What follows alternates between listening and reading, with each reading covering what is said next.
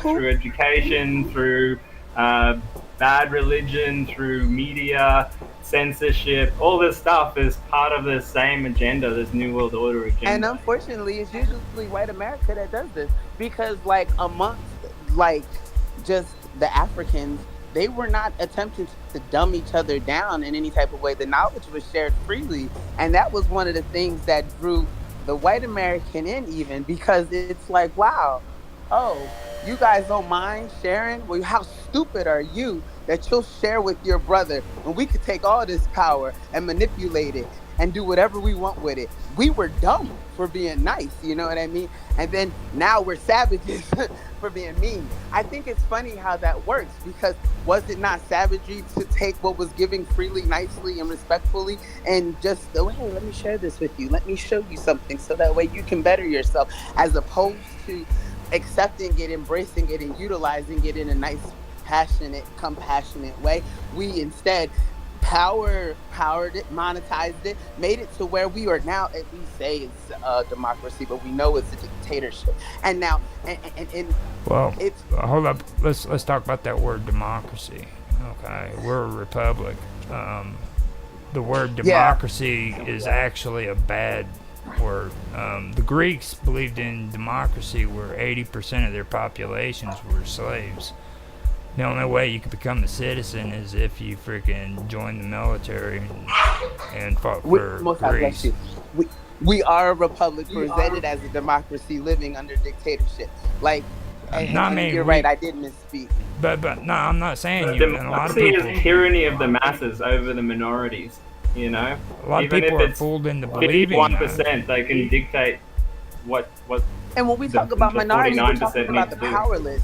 We think that we're talking about the colors, but it has nothing to do with colors. It has to do with the access to the power. So I could be sitting here with $0 in my bank account next to someone with $1 gajillion in their bank account based off of power level of knowledge, not anything to do with finances, because that's not what we're equalizing. But we're a republic, though. See, that's the thing. I mean, and people are brainwashed into believing they're in a democratic government, and a democratic government is evil. This government is evil. This government is evil. But we have socialism. We have the people that are willing to make it right. Now, let's not forget those. Shout out to the people that are willing to help with whatever power that they have, that recognize the evil that's going on out here, and they're able to actually make a difference, because not everyone has that reach. So you got to give credit where credit is due. Not everyone has the reach. I got you. Hold on 1 second. Not everyone has the reach to be able to. If you're living in a government that is a democratic, a democracy, okay, you need to pack your shit and you need to move. Go somewhere where they have a constitutional government, which is a republic, and you're able to freaking have freedom. That it's not as much as freaking what everybody considers freedom to be. Like, it's horrible. In the greater then look does at that things. not make it still a democracy? Or you need to wake everyone up and start a revolution and overthrow your government and start a new constitution. And you don't even, like, there's people within our government that are not even of our government, if that makes sense. Like, being in the world and not of it. And I have to respect those people that are in and not of that government. But the thing about it is, if we could actually even see the fact that that's true, not no one, because people do, there's very limited amount of people that actually believe that there's something wrong here. They know something's not quite right, but hey, it'll do because we say this matters. We have to take those stigmatisms away in order for people to actually see what's happening here. So you have to show people, hey, look, this is not what's controlling you. You have to unveil, you have to remove the fog. You have to be able to say, I can stand up for myself, so can you. But you're hiding behind a mask. How is someone going to trust that they don't have to hide behind a mask if you're too afraid to be who you are on a consistent basis? And that's just real. That's what we have to see here. We have to see it unveiling.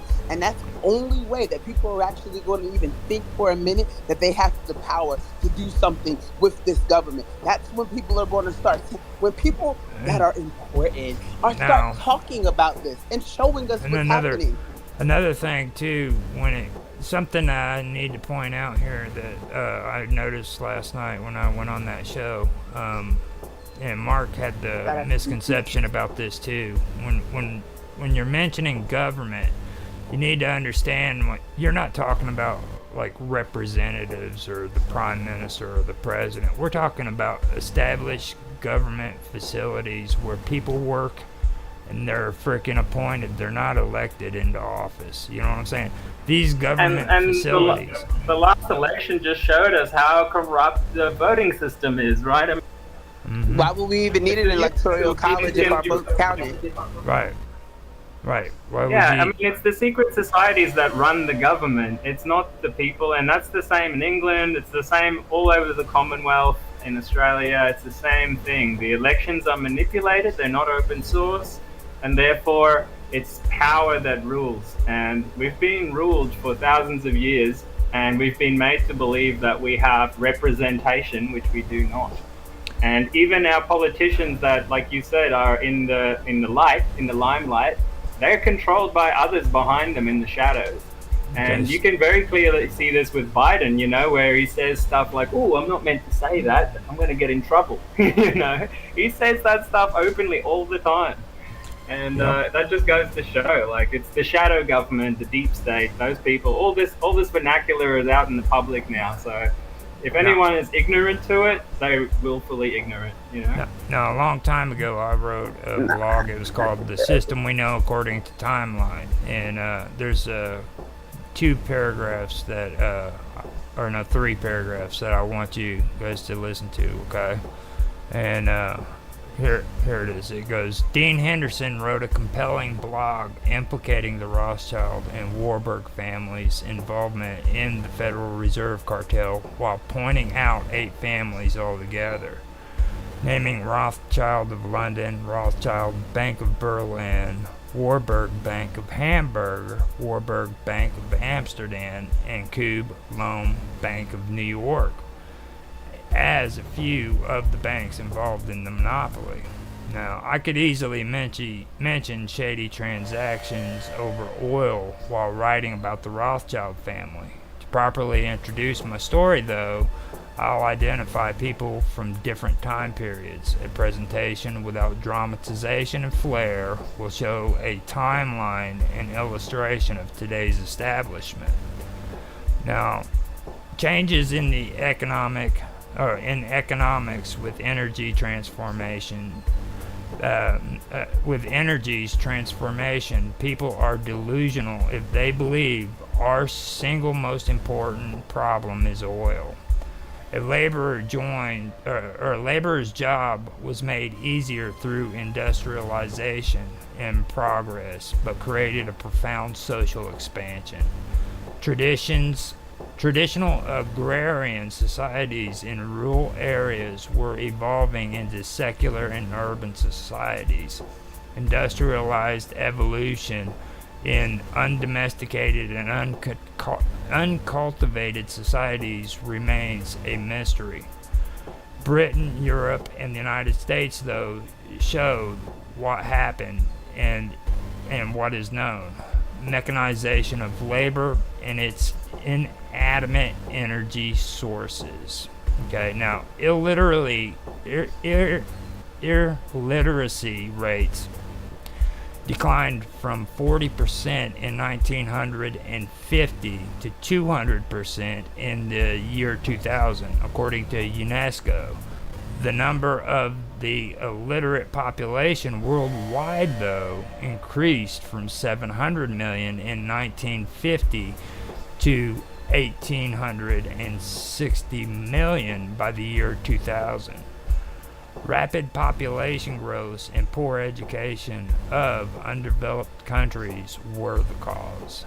And right there is why I wanted to read that, It's good to say that there are resources outside of people being able to read and finding knowledge through literature, but you know what, I found a lot of good information because of my research, and the only way I found that research was because I got my nose in the book and I read the boring stuff. Okay. You were able to access it. Not even that. It's not always accessible to people. You can find something if you look at it. You know what I mean? And they're doing much studying in Israel right now. The thing is it's like you guys are talking about. People are being dummied down. Okay. On purpose, because we present something else in order for them to be distorted. So in order for there to be any type of movement forward, we would have to take the veil off. That has to be an unveiling. Like, we have to see what it is. I mean, you have to be able to go ahead and just basically, how at the end of the Truman Show, he got to the edge of the set, and then he realized it was a set, and he's like knocking on it because he thought he was just going to sail away. And then he gets to the end of the set. We need Truman to go ahead and open the set door, you know, and show us, hey, look. You know what I'm saying? No, you know I'm right. You just say, hey, look, this is what's going on. But Truman don't want to do that. Truman's scared. Truman's worried about what's going to happen to Truman. But Truman wants us to believe that Truman's here for us. You cannot believe that, though. There's no way. And I mean, like, I might sound how I sound because it's disappointing to know that. It's weird. You know? It's weird that you bring that up because they were mentioned Woodrow Wilson, Winston Churchill, and I've even heard other people mention Truman too, and I've mentioned it myself. Like, you know, why would he set up the organization that was considered the dark government, and then after his presidential term, make a big speech talking about it? You know. I why did you do it? You know, he's the one that set that up. That was him. It was 100% him. And then when he's leaving office, he's going to make a grand speech and warn everybody about the freaking military complex, you know. Okay. Why would you do that? You know what I mean? He didn't want that shit on his ass because he wanted to make sure. That's it. Exactly. Yeah. Thank you. That's why, and that's not right. That's not cool. We ain't getting down like that. I mean, with my utmost respect, sir. Now, from what I've found when it comes to this new world order, everybody needs to also take a look at the bankers. Okay, this banking system that we have is and it goes back years. It's not just something that started within the last 100 years. Okay. These bankers know that freaking they don't have to rule the world. They don't have to own freaking the countries. All they have to do is rule the leaders. And I wanted to punch my wall just now. Yep. You know. Yep. As long as they got control over the people. And the people keep showing them how much they do. And people come around and say, hey, people, never mind. Just go ahead. But you know what I'm saying. And like, all right, that's it. And that's how I'm going to leave it. Period. I do want to mention too that Robot came up with some good reads here for it's posted in the chat thing. It's Manly P. Hall. He also talks about John D. And that's wait, this is a wiki? I only see yours. Which chat is it in? It's not in the It's in chat? The 24/7 chat. He made sure everything was there. Ingo Swan. Is that your main chat? Secret of Power, Ingo Swan. No, Roger has something in our chat here on Jitsi. I was wondering. It was just a wiki to get us started out.